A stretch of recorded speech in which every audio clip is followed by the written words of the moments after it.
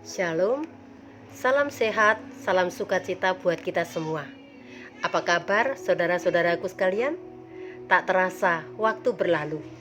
Kita sudah berada di bulan April tahun 2022. Pertanyaannya adalah, apakah kita sudah hidup dalam keseimbangan jasmani, rohani? Dan setelah kita belajar, apakah kita juga sudah mempraktekannya?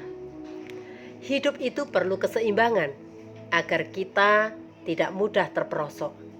Kita akan belajar melalui kisah Maria dan Marta. Mari kita berdoa, mohon pimpinan Tuhan. Bapa yang baik, kami bersyukur untuk pemeliharaan Tuhan sampai pada saat ini. Kami mau membaca dan merenungkan firman Tuhan. Berkatilah kami semua, supaya kami dapat mengerti, memahami akan kebenaran firman Tuhan yang akan kami baca dan renungkan pada saat ini. Dalam nama Tuhan Yesus, kami berdoa. Amin. Pembacaan firman Tuhan pada saat ini diambil dari Yohanes pasal 12 ayat 1 sampai ayat yang ke-8. Saya akan membaca untuk kita semua. Yesus diurapi di Betania. 6 hari sebelum Paskah, Yesus datang ke Betania, tempat tinggal Lazarus yang dibangkitkan Yesus dari antara orang mati. Di situ diadakan perjamuan untuk dia, dan Marta melayani. Sedang salah seorang yang turut makan dengan Yesus adalah Lazarus. Maka Maria mengambil setengah kati minyak narwastu murni yang mahal harganya, lalu meminyaki kaki Yesus dan menyekanya dengan rambutnya. Dan bau minyak semerbak di seluruh rumah itu. Tetapi Yudas Iskariot, seorang dari murid-murid Yesus, yang akan segera menyerahkan dia, berkata, "Mengapa minyak narwastu ini tidak dijual 300 dinar dan uangnya diberikan kepada orang-orang miskin?" Hal itu dikatakannya bukan karena ia memperhatikan nasib orang-orang miskin, melainkan karena ia adalah seorang pencuri. Ia sering mengambil uang yang disimpan dalam kas yang dipegangnya. Maka kata Yesus, "Biarkanlah dia melakukan hal ini mengingat hari penguburanku. Karena orang-orang miskin selalu ada pada kamu, tetapi aku tidak akan selalu ada pada kamu." Amin. Sampai di sini pembacaan firman Tuhan. Tentu yang berbahagia adalah setiap orang yang mendengarkan, merenungkannya, dan melakukannya dalam kehidupan sehari-hari. Bapak, Ibu, saudara-saudari yang diberkati Tuhan, sering kita mendengar atau membaca sebuah pernyataan. Makin tinggi seseorang memanjat pohon, makin kencang angin yang menerpanya.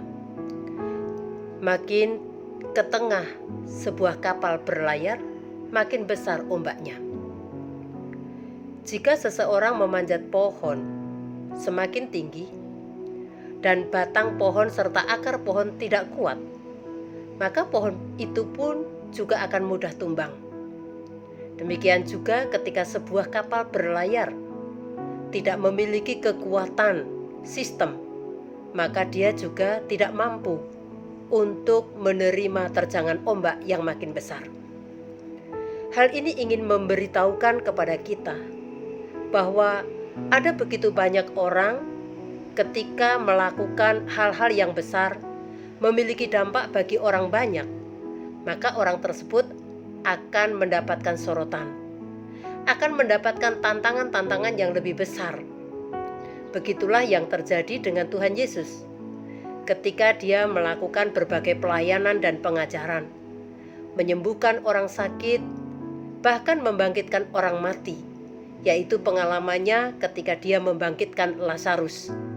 Orang-orang yang ada di sekitarnya, terlebih mereka yang tidak menyukai dengan apa yang dilakukan oleh Yesus, merasa terancam kedudukan maupun kehidupannya, mulai membuat satu langkah persepakatan untuk membunuh Yesus.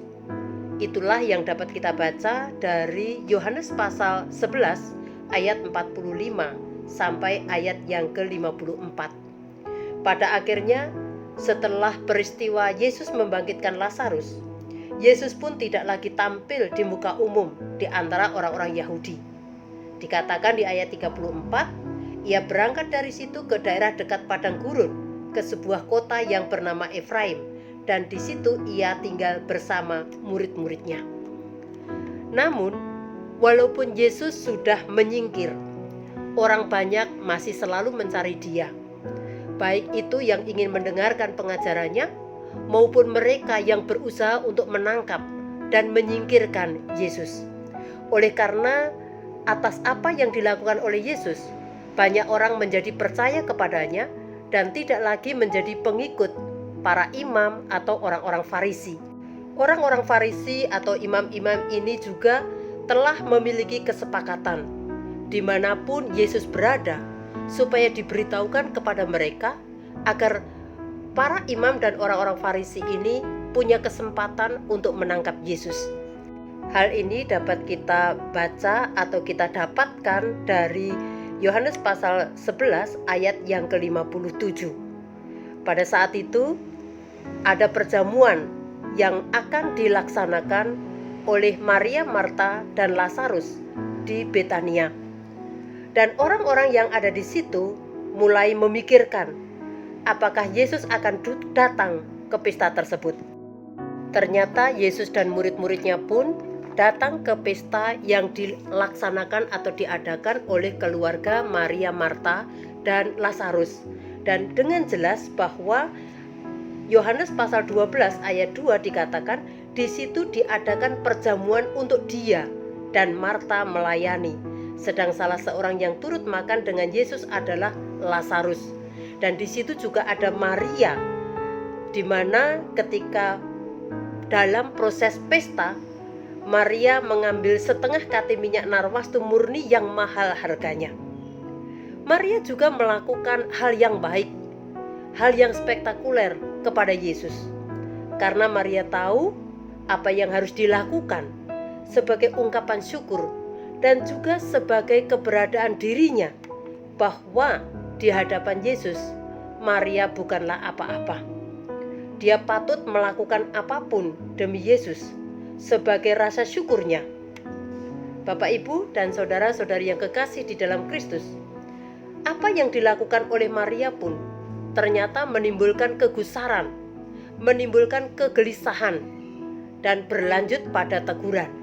Sama halnya dengan apa yang terjadi kepada Yesus, di mana para imam dan orang-orang Farisi juga mengalami atau timbul kegusaran, ada kegelisahan, dan mereka berusaha untuk menghentikan langkah Yesus. Demikian juga dengan apa yang terjadi dengan Maria. Yudas Iskariot mewakili orang-orang yang ada di sekitar yang juga merasa gusar dan gelisah dengan apa yang dilakukan oleh Marta dan juga Maria. Terlebih Maria di sini dengan menumpahkan minyak narwastu murni yang mahal harganya membuat orang-orang terpana dan berpikir. Terlebih Yudas Iskariot mewakili orang-orang yang punya pikiran yang sama dengan mengatakan bahwa minyak narwastu itu bisa dijual 300 dinar dan uangnya dibagikan atau diberikan kepada orang-orang miskin. Apa yang dikatakan oleh Yudas Iskariot nampak baik, nampak manis, dan nampak begitu murah hati dengan orang-orang miskin yang ada di sekitarnya. Namun di ayat-ayat berikutnya diberikan penjelasan bahwa apa yang disampaikan oleh Yudas Iskariot bukan karena dia peduli dengan orang-orang miskin, tetapi karena ia ingin mencari keuntungan. Bapak, Ibu, saudara-saudari yang kekasih di dalam Kristus, kegusaran, kegelisahan, dan akhirnya berlanjut pada teguran sebagaimana yang dilakukan oleh Yudas Iskariot menegur kepada Maria, sesungguhnya tidak selalu karena punya tujuan yang baik, punya tujuan untuk orang banyak, tetapi seringkali juga punya tujuan untuk kepentingan dirinya sendiri. Sekalipun tindakan Maria mendatangkan kegusaran, kegelisahan bagi mereka yang tidak sepaham, Maria tidak mundur. Dia tahu apa yang harus dilakukan, karena dia tahu kesempatan bersama dengan Yesus tidak selalu ada. Maria sudah mendapatkan pembelajaran, dan apa yang dilakukan adalah praktek nyata tentang sebuah pengorbanan, kerendahan hati, tidak menyerah, dan fokus, sekalipun di sekitarnya mempengaruhi dia. Saudara yang dikasihi Tuhan Yesus Kristus, Maria, Marta, dan Lazarus memiliki kekuatan walaupun mendapatkan banyak tantangan. Oleh karena mereka memiliki kasih yang besar, dan kasih Yesus yang mereka terima itulah yang menjadi alasannya.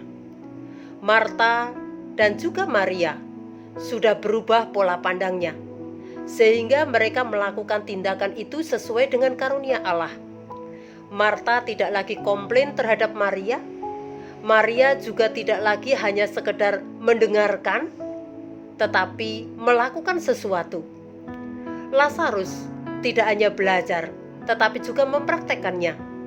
Walaupun di sini tidak dijelaskan apakah Lazarus yang mengundang, tetapi Lazarus ada di sana sebagai orang yang telah mendapatkan kasih karunia Allah. Saudara yang dikasihi Tuhan Yesus Kristus, ketiga orang ini telah mempraktekkan sebagai pribadi yang tidak hanya menerima, tetapi juga memberi. Mereka telah mempraktekkan hidup dalam keseimbangan. Ketika mereka mendengarkan pengajaran Yesus, tidak hanya untuk kepentingan diri sendiri dan hanya sampai kepada pemikiran, tetapi mereka juga melakukannya secara nyata. Hidup dalam keseimbangan akan mendatangkan ketahanan, mendatangkan sukacita, mendatangkan damai sejahtera, juga kewaspadaan, supaya tidak mudah tergoyahkan. Roh Kudus akan senantiasa menopang, menuntun, dan menguatkan kita. Oleh sebab itu, kita juga patut dan harus memiliki fondasi yang dibangun secara kokoh, supaya tidak mudah runtuh dan akan mendatangkan sukacita yang sejati. Maria, Marta, dan juga Lazarus, mereka telah mendengarkan pengajaran Yesus sebagai fondasi kehidupan mereka, sehingga ketika mereka melakukan hal-hal yang spektakuler yang di luar pemikiran banyak orang, dan ketika hal itu mendatangkan kegelisahan, mendatangkan kecurigaan, dan juga harus menerima teguran dari mereka yang tidak sepaham, mereka tidak peduli. Mereka tetap fokus untuk mengerjakan yang terbaik, untuk menyatakan kasih-Nya kepada Tuhan. Amin. Mari kita berdoa. Terima kasih Bapa untuk firman Tuhan yang boleh kami dengarkan pada saat ini. Kiranya kami juga boleh belajar hidup dalam keseimbangan. Setelah kami mendengarkan dan belajar tentang kebenaran firman Tuhan, kiranya kami juga mempraktekannya, supaya hidup kami juga ada dalam keseimbangan tersebut. Kiranya Roh Tuhan menolong kami, menuntun kami, sehingga kami siap dan sanggup melakukannya. Terima kasih Bapa, dalam nama Tuhan Yesus kami berdoa. Amin. Shalom, selamat hari Minggu. Tuhan Yesus memberkati kita semua.